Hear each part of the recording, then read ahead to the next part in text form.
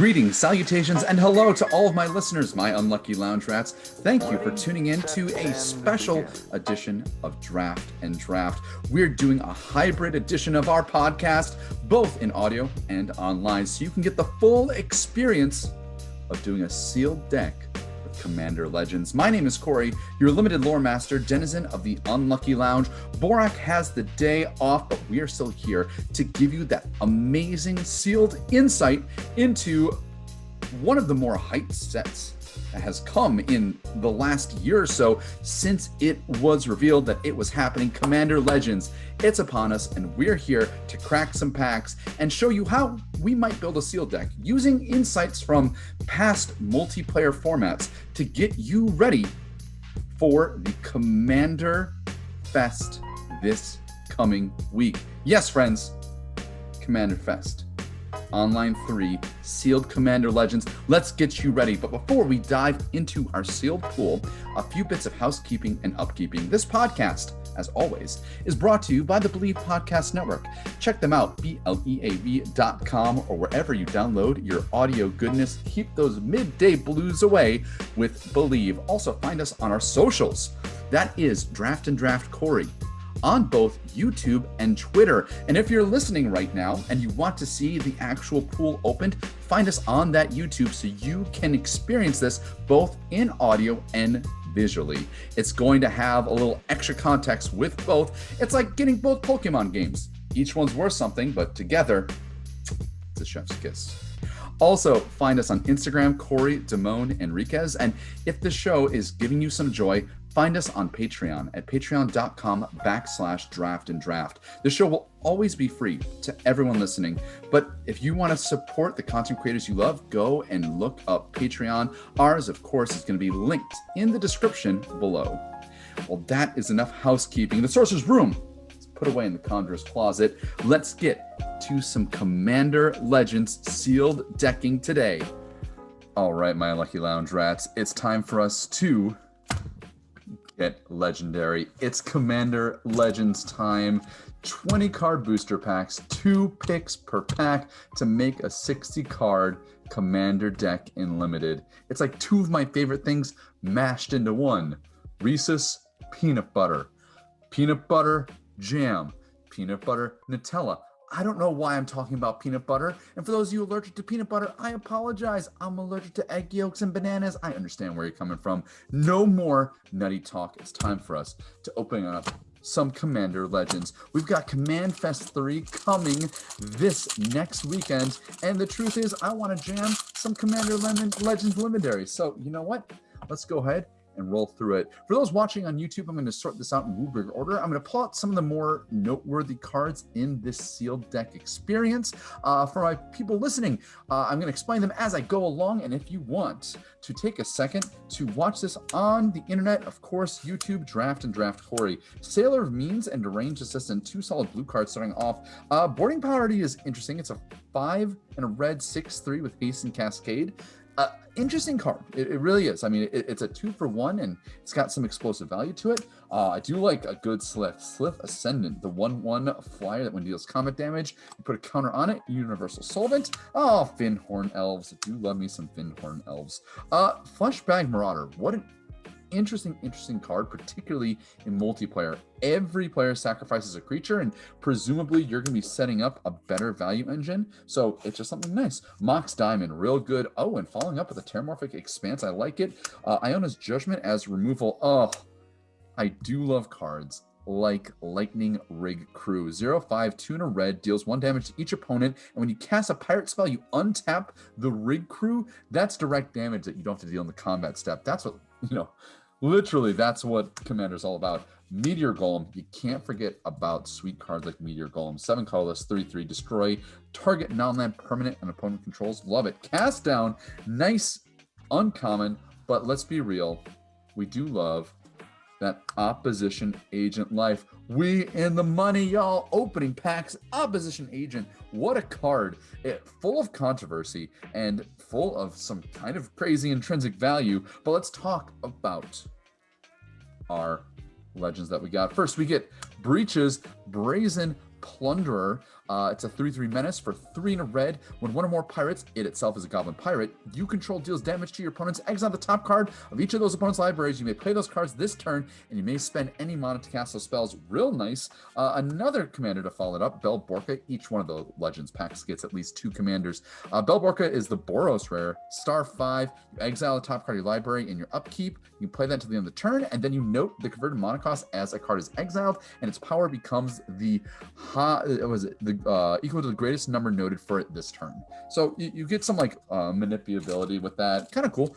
Gift of Paradise as our foil. All Commander Legends packs also get a foil. It gets a rare. It gets 2 legendary creatures. It gets fun on a bun. Right now, I would love to take advantage of some of this black stuff here. Maybe we can do something with like breaches and pirates, but let's keep on going. Defiant Salvager. Isn't it funny how we're in the middle of Kaladesh Remastered, and in multiple limited formats at the same time, we have the same card as a payoff? Sack an artifact or creature, you put a counter on it, only sorcery speed. I find it funny. I've got 2 different limited formats in my life right now, and both of them have a card like this. Rummaging Goblin, good stuff. Omen Speaker, Spiring Roar. The Invoker Cycle, the red one is here. Pay 8, 3 damage to any target. Not too bad. Spontaneous Mutation. This card's interesting. So it's 1 blue flash, enchant a creature, -X/-0, where X is the number of cards in your graveyard. We do have a Range Assistant, which is not irrelevant. Sanitarium Skeleton, nice. Stone Fury can go up the curve and kill some big threats. I like that. Seraph of Dawn, good stuff. Ancient Animus, definitely not a card to sleep on, particularly in sets that encourage having a lot of legendaries. This was, of course, in Dominaria as its origin point. Always fights a creature, but you get a counter on it if it's a legendary card. Love it. Supernatural Stamina, another sleeper of a card. Good stuff. Happy for that. Gargoyle, Armillary Sphere. Let's now get to the uncommons. Horizon Scholar, 4/4 uncommon, flying for 5 and a blue. When it ETBs, you scry 2. Nice. Now we have the Vow Cycle. Let's talk about the Vow Cycle, friends. For anyone that plays normal limited out there, this is a cycle that kind of sneaks up on you, but it is worth something. All of them have basically the same text on it. That is that it gets +2/+2, has some kind of keyword mechanic in that color, like a vanilla or evergreen keyword. For white, it's vigilance. And then it says a creature can't attack you or a planeswalker you control. You put it on your opponent's creature. It's like pacifism for you, except it can still block, which is a bummer, which is one of the dings against Vow of Duty, is you give it vigilance, so you can't actually push through damage unless you're going over the top of them, which is not uncommon in white. But this actually kind of acts as pseudo removal and also acts as opponent kill. So I think the Vow Cycle is definitely something worth noting, and can maybe like not pull you into a color, but it can help you cement wanting to be in that color. Oh, Grafted War Gear. Do love me some Grafted War Gear.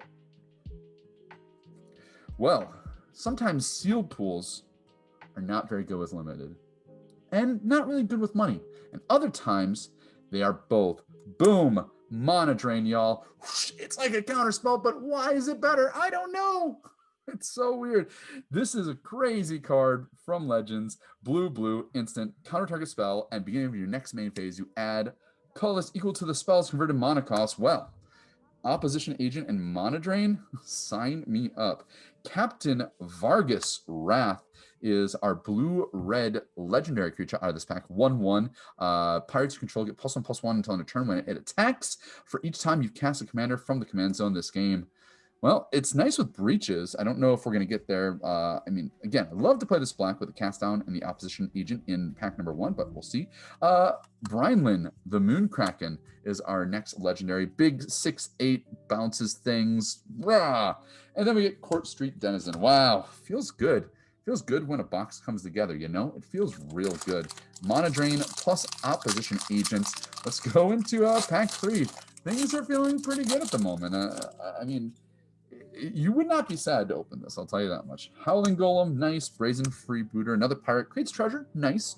Can congeal the whole thing together. I mean, I would love to do something in Grixis colors, but it's not really easy to put together in because you need 3 colors worth of commander identity, and that's kind of hard to find outside of getting Obeka or maybe like opening Necrosar, or I think there might be another Grixis commander in the etch foil treatment. But anyway, Octus Form, Crow of Dark Tidings, that's kind of nice with like the self-mill stuff that could come with, say, the Encore mechanic. Skyraker Giant, very good. Fire Diamond, I do love getting more diamonds. Red Diamond looks like it could be relevant. try to put on top of there.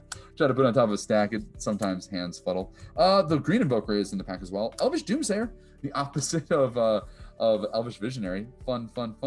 Ooh, Azure Fleet Admiral. So this is one of those big pirate cards, particularly because it's actually really good. 3 and a blue, 3/3. When it ETBs, you become the Monarch, and Azure Fleet Admiral can't be blocked by creatures the Monarch controls. So it gets you the Monarchy.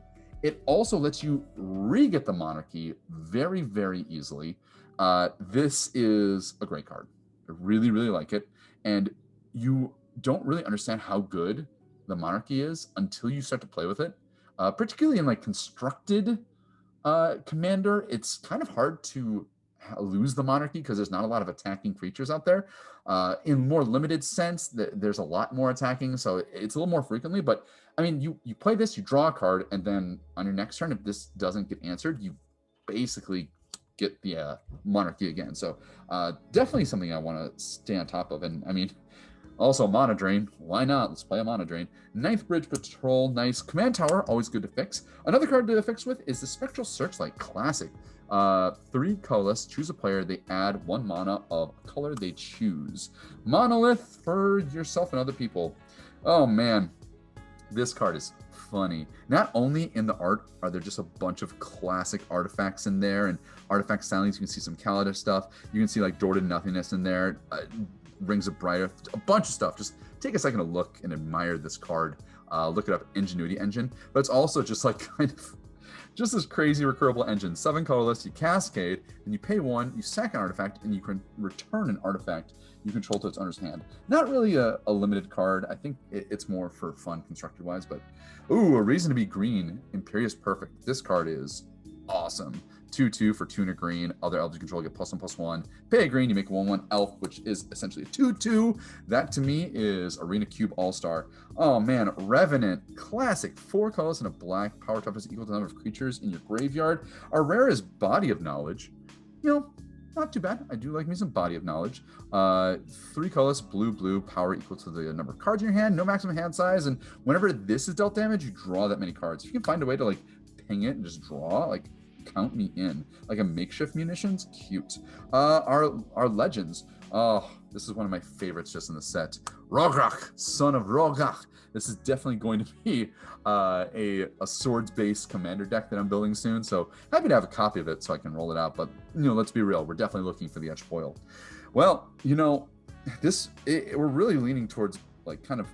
I really want to play blue, and I want some kind of combination of this. But then you open up a rare legendary creature, and you're like, all right, let's go for it. Nimrus Una's Trickster.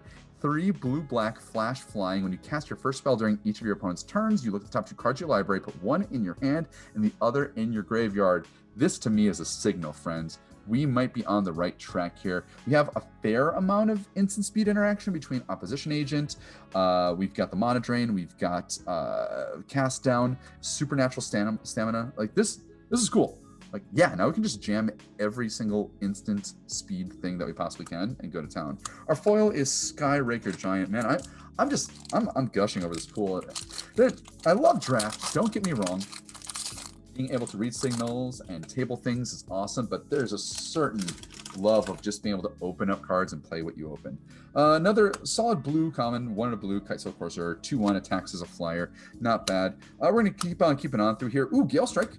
Works nice with the Nimrus. 2 in a blue, return target tap creature to its owner's hand, draw a card. It's like Divination on instant speed. Sweet. Briarblade Adept. Now this is a good example of Encore as a decent like late game enabler. So it's a 3/4 for 4 and a black. When it attacks, target creature and opponent controls gets -1/-1 until end of turn. Then you can Encore it for less than its casting cost of 4, and then you exile it and you make a copy for each opponent that you have. Then they swing and they get sacked in a turn. So you can Encore it and give and distribute like 3 -1/-1s. Like this. You gotta be like removal spell. If I don't have a lot of late game stuff, this is something I might consider just to have something to do with my mana when it comes to later on. Dragon's Egg, Sentinel Spider. Oh, I love Sentinel Spider. Classic. Flying Reach, 4/4 for 5. Great stuff. Foundry Inspector. It's not bad. I don't think it's necessarily the deck I want to be. This is sweet. Ghastly Demise. 1 black instant. Destroy target non-black creature. If its toughness is less than or equal to the number of cards in your graveyard. Instant speed. Nimrus. Putting 1 in the yard. Like this is pretty close to being like 1 black terror. like nearly ubiquitous for what we might be doing. We got the Drainage Assistant too. Ooh, we're onto something. White, green cards. I'm gonna kind of like really hone in on this black blue deck right now, so we're just gonna go through the rest of this stuff, assuming that might be what we try to do, and I'll take a break and maybe like kind of see if there's another configuration, but we're on team Nimrus right now. Maelstrom Colossus, 7/7 Cascade for 8, sure. Commander Sphere, maybe it's not bad, but gets us into a turn 4 Nimrus, which is nice. Oh, this card's so cool. Explosion of Riches, 5 and a red, draw a card, then each other player may draw a card. When a card is drawn this way, this deals 5 damage to target opponent randomly, so you get like up to 15 damage that gets distributed in 5 increments around the table. Cool card. This is a nice pickup with Nimrus. Supreme Will, 2 and a blue. You either counterspell unless they pay 3, or look at the top 4 cards and put 1 in your hand, the rest on the bottom of your library in any order. This is such a cool design choice, and if you watch some of Gavin Verhey's analysis on Commander Legends, I love that they put this in because it works well with cascades, because when you cascade into a counterspell, you basically lose your cascade value. And if you have a card like this, you get to choose the other mode, so you have a counterspell in the early and you still get some card filtering later on, and it's not dead when you cascade. So love the choice. This is a classic. Brass Herald. I remember this way back in my OG Magic days, like just kind of going making decks and having fun. 2/2 for 6. You choose a creature type. Creature of the chosen type get +1/+1, and then when it enters the battlefield, you reveal 4 and get all of those creature types in your hand. I don't think we're going to be there. We're not really tribal. Our rare is a dual spectator seating, not bad. Let's talk about the legends. We've got Gilrana, the green thing that makes a bunch of mana and it's all about big things. This is definitely a deck I want to draft someday. Emoti, cool. 3/1 Cascade for 3 blue-green. Maybe there's a Cascade something instead of Emoti, but I kind of would prefer to just play this 1/6 flying legendary creature. And a second Supernatural Stamina. Honestly, I might actually just double down on these. I don't typically play more than one of those kinds of spells, but the fact that Nimrus is always available to us, and all we have to do is get the 6 mana, and we have some good protection, and it cantrips, I think we just might play every single one we possibly can. Prosperous Pirates makes 2 treasure for a 3/4 for 5 in blue. Sure. Ava Surveyor is not bad. 2/2, it's either a Mana War or a 3/3 for 5 as a flyer. Yeah, not bad. Marble Diamond, Thorn of the Black Rose, more Monarchy. Yes, love Monarchy, and if I'm going with control and flying, 1/3 Death Touch for 4 that gets me an extra card draw, I am definitely in. There we go. Talking about solid removal, Murder. Destroy target creature for 3, instant speed. Nimrus, I'm just gonna pull her up here at the front for those listening. I just want to show this on camera for those watching on YouTube, but for those listening, I just put it in the front so Nimrus is like inconveniently right in front of in the middle of everything, but I don't care because she is gonna be sweet. Siren Storm Tamer. What a utility cool card. Siren Pirate Wizard, 1/1 flyer for 1. This was like I think this is the card that brought Autumn Burchett her win at a large tournament, so good on her. You sacrifice it as a 1/1 flyer for 1, and then you counter a spell or ability that targets you or a creature you control. Might just end up putting it in because I think we can actually get some solid card draw going on here between Nimrus and all of our instant speed stuff going on. Frenzied Saddle Brute. Always love getting more Thought Vessels. That's going in Commander deck. Dawnglade Regent is our rare 8/8 that makes you the Monarch, and then as you're the Monarch, permanents control have Hexproof for 7. It's a pretty good payoff in green. Like I said, we'll investigate a blue-green deck here too. We have double rares in our Commander slot. We've got the Jeskai Nostro that counts for spells, and Archelaus, the Lagoon Mystic, the Turtle. He takes his time. Are you not turtle enough for the Turtle Club? Turtle. I don't know if we're going to actually play Archelaus, but you know what? Mr. Turtle would be very proud. And our rare foil mythic Profane Transfusion. This card is just big and silly, and I might just play it just for the joy of playing it. This is the 9-costing black spell.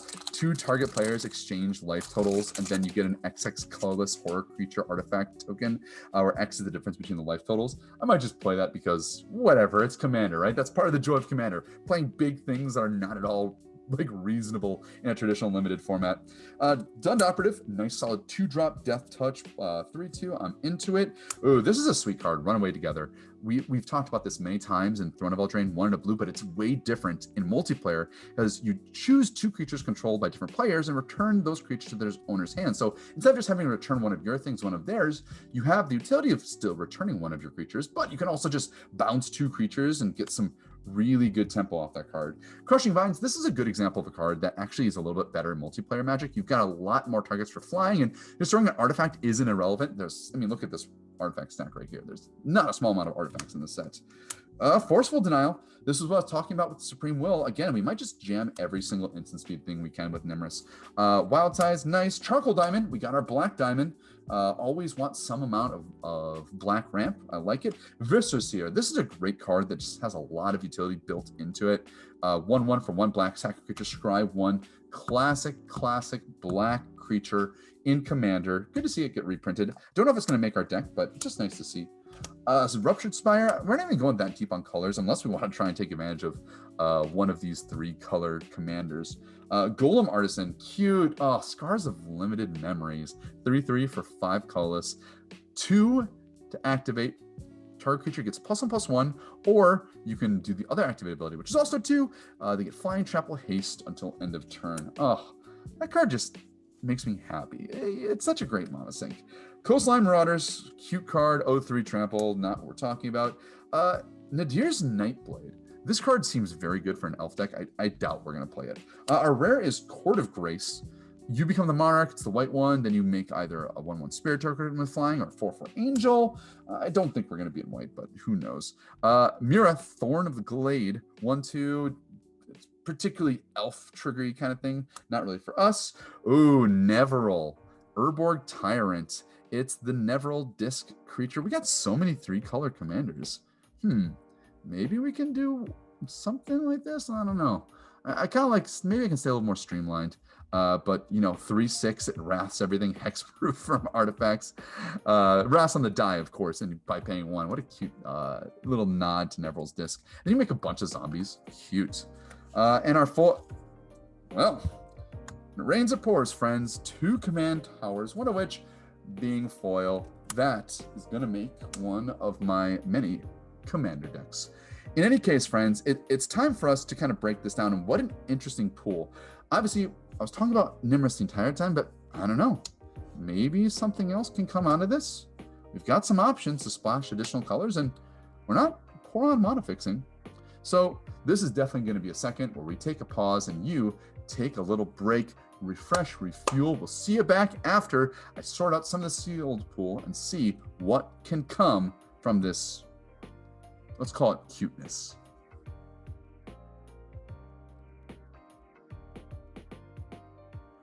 Welcome back, all of my unlucky lounge rats. I hope you had a nice break because, well, that break time was busy time for me, and I thought that we should have a little appetizer before our main course. And so I decided to, like any good sealed player should do, is investigate more than just the initial deck.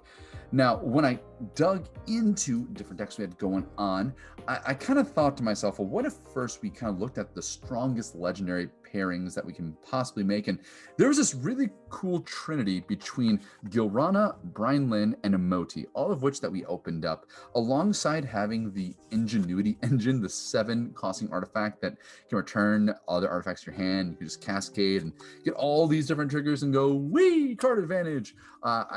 I thought this was super cute, and I was like, oh, yeah, this is something that we can do. And we do make a fair amount of treasure tokens here and there. We could stack those to the Ingenuity Engine, return it, replay it, and get a lot of decent mono ramp between Moss Diamond, Thought Vessel, and the Armillary Sphere to get us a little bit later on. We do have the Command Sphere as well, and I thought, what, this is kind of cute. It's definitely got some legs, but I think that there's some more interesting choices that we could possibly make. What other choices could they be?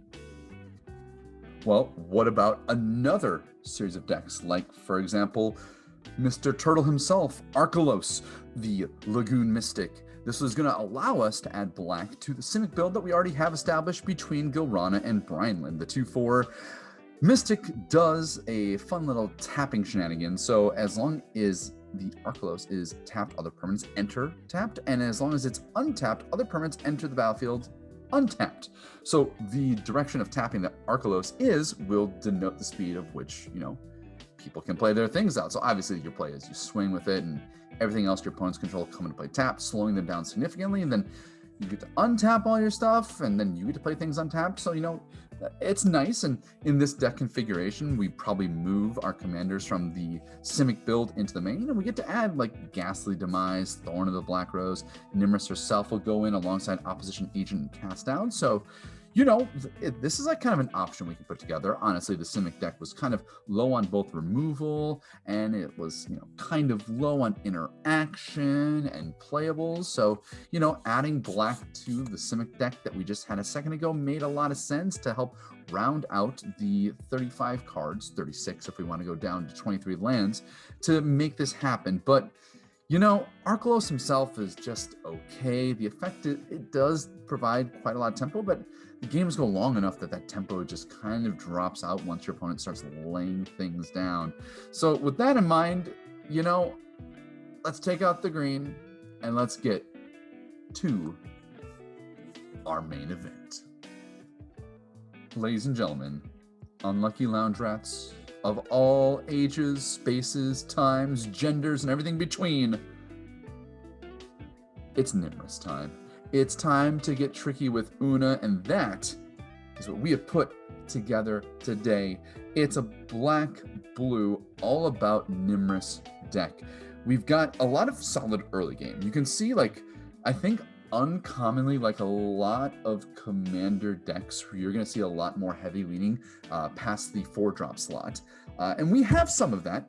We're not completely devoid of late game, but we really are leaning on deploying our hand out early and then getting some solid card advantage with Nimrus. This is why we're playing double Supernatural Stamina and a Siren Storm Tamer to boot, all of which protect her once she gets on the board.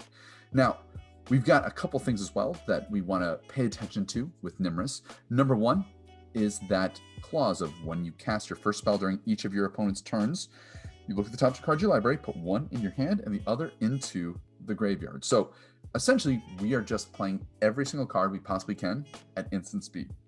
This includes Spontaneous Mutation. Not a great card.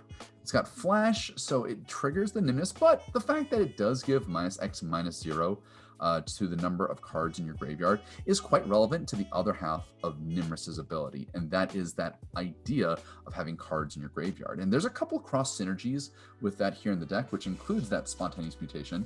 It includes the Ghastly Demise, and it also includes a little classic flying creature known as Revenant, whose power and toughness is equal to the number of creature cards in your graveyard. Granted, I'm only running 20 creatures in the main. I don't think it's completely outside the realm of possibility to make this like a 5/5 flyer for 5 in my deck. I mean, I'm also playing Crow of Dark Tidings and Fleshbag Marauder, so we're gonna get some creatures relatively reasonably disposed of to go into a late game card like Revenant. But let's speak on the late game, because I think that is the thing that this deck is most weak to. So we are kind of playing everything we can above 5 that is reasonable and okay. So this includes almost all of our 5 drops. We're leaving a few in the board, but Aven Surveyor, Body of Knowledge. We're playing that Briarblade Adept that we talked about before. It is one of the few things that we can actually get value out of our graveyard with Encore. So happy to take that as kind of a bit of a monosync. And who knows, maybe we can mill it off of a Crow of Dark Tidings somewhat early and get it back for 4. That's not all that uncommon. We've got even some of the big creatures in the set. So we're playing Horizon Scholar, just a 4/4 flyer for 6, but a flying creature with evasion, scry 2, I think that's good enough. Meteor Golem, solid removal, and then Brineland and Maelstrom Colossus. We're just playing all the big things because we have a decent 2 Mono Rock package, and our removals is not bad between Murder, Cast Down. We've got that Spontaneous Mutation, Ghastly Demise, and a couple other things here and there like Death Touch. I actually think that our removal package is not horrible, and we can kind of deal with early threats and get things on the board, and we just have to be kind of aggressive. We can't lose attack steps in this deck. We have to attack where we can. We've got decent Monarch things between Thorn as your Fleet Admiral, and of course Nimrus herself flashing in and surprising and maybe getting an extra damage condition in that someone wouldn't expect or count for. I mean, they'll always expect it, they'll see it, but they can't always play around it, especially being a 1/6. I mean, it survives a lot of things. I wouldn't count on her, I guess, for Monarchy, but I also think that it's somewhat reasonable. Our fixing looks great. We've got, double command tower, Terramorphic Expanse. I probably won't end up playing Disruption Spire. I actually think with all the early, this is a bit of a detriment, so I'll probably just end up playing these two things. And the deck still needs 2 cuts, so even with this curve the way it looks, and it looks nice here and kind of late here, because of the nature of multiplayer limited formats, what I'm going to end up doing is just taking out this Kitesail Corsair and the Omen Speaker. They're solid cards. Don't get me wrong, a 2/1 flyer for 2 is great, but it just doesn't get to the end game. And you really need cards that hit a lot more of the 4-quadrant theory and hit multiple quadrants in limited multiplayer formats. Omen Speaker as well. The Scry 2 is nice, but we're not going to be that concerned with creatures that are under power 2, so it's not a very good blocker in this format. And the Scry 2, it's nice. It will, essentially be kind of a card draw both in the early and the late, but I think we have a good enough card advantage engine with Nimrus, and some other things going on that we can easily cut these two drops. And of course, you gotta play your mythics where you open them. Profane Transfusion, Mana Drain. I actually wish I had that common spell that returns an instant or sorcery from your graveyard. Can you imagine casting Profane Transfusion twice in one game of limited? I mean, they go long, these engagements, but man, that would just be the bee's knees.